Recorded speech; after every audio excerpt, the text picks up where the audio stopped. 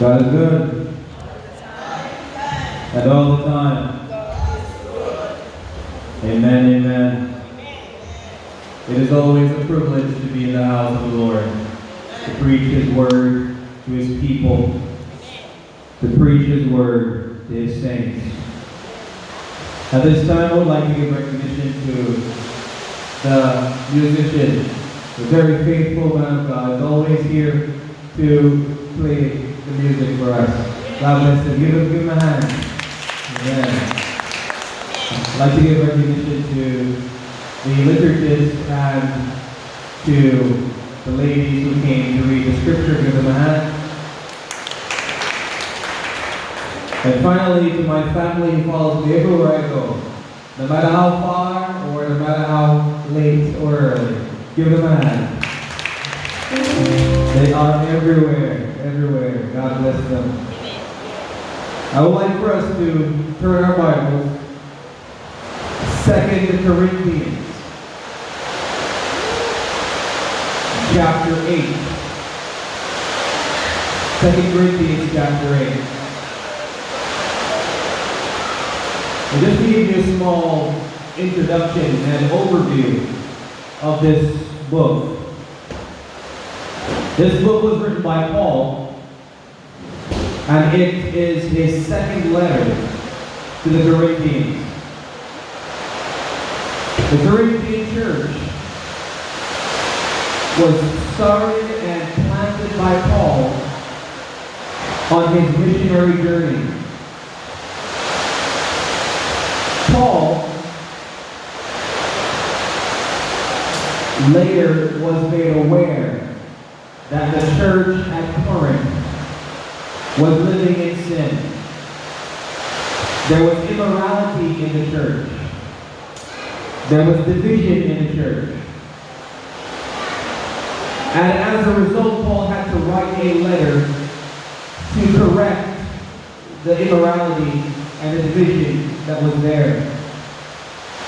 In 2 Corinthians, however, Paul writes to defend his apostleship because there were some people, some men who came to the church calling themselves apostles. So from chapter 1 to chapter 7, Paul defends his apostleship. After defending his apostleship, the church at Corinth repented of the sin that they were involved in. And after their repentance, we have chapter 8 and chapter 9, where Paul gives them instructions as to how to give, how to share, how to make provision for the needy among the saints. And finally, he confronts the apostles, the false apostles, in chapter 10 through chapter 13. The chapter that we are in today is the chapter that gives us instruction as to how to give, how to share, and how to show love to our brethren in the church. And from verse 1 to verse 5, we're going to be looking at the text as it reads, "Now, brethren, we wish to make known to you the grace of God, which was given in the churches of Macedonia, that in a great ordeal of affliction, their abundance of joy and deep poverty overflowed in the wealth of their liberality. For I testify that according to their ability and beyond their ability, they gave of their own accord, begging us with much urging for the favor of participation in support of the saints. And this, not as we had expected, but they first gave themselves to the Lord and to us by the will of God." In this small section, brethren, we are introduced to a principle. The principle of giving. The principle of giving for the needs of the saints. And in this chapter, I want to draw 4 points. Point number 1 is When we give, we must be willing to give. There must be a willingness to give. We see this in verse 5 and verse 10. In verse 5 it says, "And this, not as we had expected, but they first gave themselves to the Lord by the will of God." And verse 10 says, "In this manner, for this is to your advantage, who were the first to begin a year ago, not only to do this, but also to desire to do it."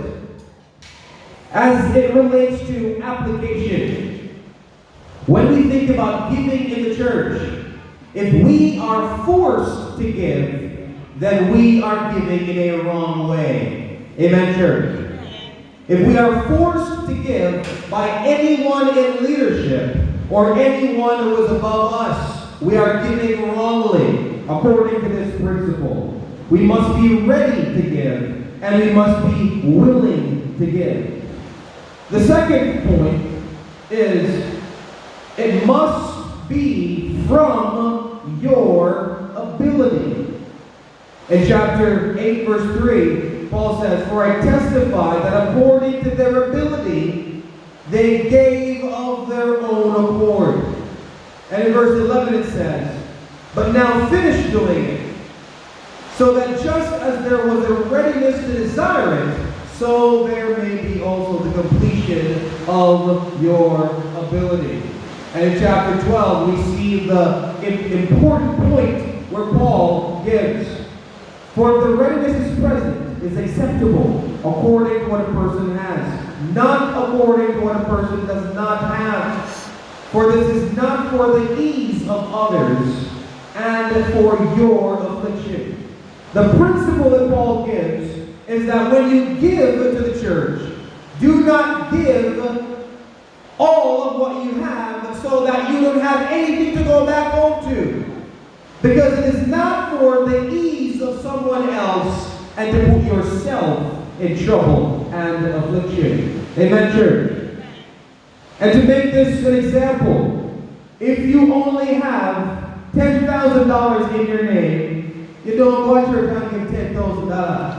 Because you're not going to go back home to anything. Somebody's going to benefit from that $10,000 at the expense of your comfort. Paul gives this principle very clearly in the text. And point number 3, it must be generous. It must be generous. It is not something that goes in without a thought in your mind. You only think about giving when the offering is mentioned. When we go through, I think about the offering one time. And when I come to church and the offering is mentioned, it's not thinking to yourself, okay, what will I give now? Just throw something in the basket. No thought goes into it, so there's no generosity. And point number 4, it must be intentional. It must be intentional. Because this is for your brethren. In chapter 9, verse 1, it says, "For me to write to you about this ministry to the saints, it is superfluous." Paul is saying that to give to the church is to give for the benefit of the saints in the church. Which means, if we say that we love our brethren and we do not give to the church for the benefit and help of the brethren, we are lying through our teeth. Amen, church? So this is teaching us that we are to give for the help and benefit of our brethren in the church, and this is to be done intentionally out of the love that we have for each other. And this, my brothers and sisters, is the best test, the litmus test, I like to call it, of showing that we truly love each other. If we love each other, we give to each other. If we love each other, we share with each other. If we love each other, we are concerned about the well-being of each other. But unfortunately, we find that in churches today, a lot of churches, this is missing. Where there is no concern for the brethren. there's no love for the brethren. We are indicted by the passage in 1 John where it says, how can you say you love your brother and you have the world's goods and your brother is in need and you close your hands to your brother? We also can be reminded of what James said when he said, your brother needs help and he needs food and you have the means to give him what he needs. And you say, go your way, God bless you. Lower yourself, man. Be fed, be healed, be okay, go ahead. You have the means to help your brother. This passage is teaching us about loving each other and giving to each other. Which brings me to the main point of this message. There is someone who gives to us without thinking twice about it. There is someone who gives to us without thinking about holding back. And this individual is God. When we think about all the things that God has given us, it should not be hard for us to give to our brother. God has given us breath. God has given us life. God has given us the clothes on our back, the house we live in, the car we drive in. God has given us everything we have. And when it's time to give to our brother, we close our hands.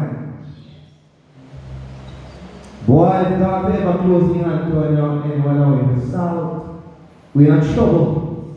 We are in big trouble. We are to be thankful for what God has given us. We are to be thankful for the graces that God pours out on us every single day. And we are to be generous to our brethren in sharing with them and ensuring that when we ask them, how are you doing? We actually wait for the answer. Because sometimes we just ask how our brethren are doing as a formality. Just for the sake of asking.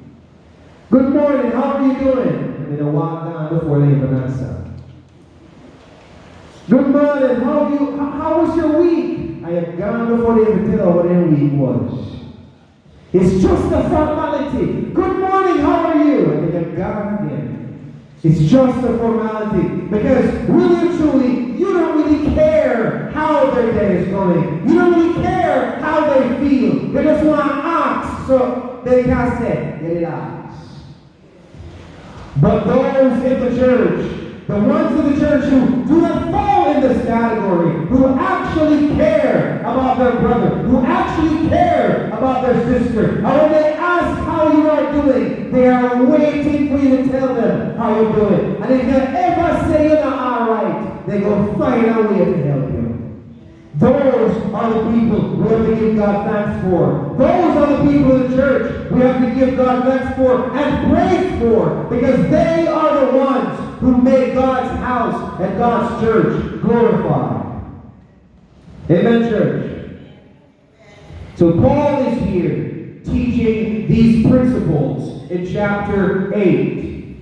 And another principle that is taught in chapter 8 is that your giving must not be under compulsion.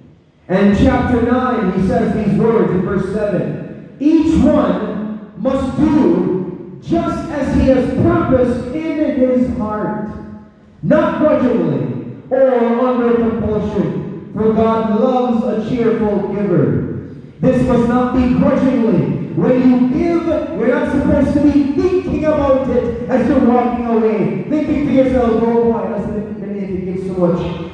We give too much of them. No, I wonder how we go on for the weekend. How we going to be here? How we going to this and that? It must not be grudgingly, and it must not be under compulsion. Nobody should force you to give. Nobody should force you to give a certain amount. Nobody's supposed to force you and say, when they give enough, take back, let them give you something more.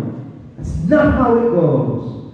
Paul here says it must be willing, it must be without compulsion, and it must be from what you have desired to give in your heart.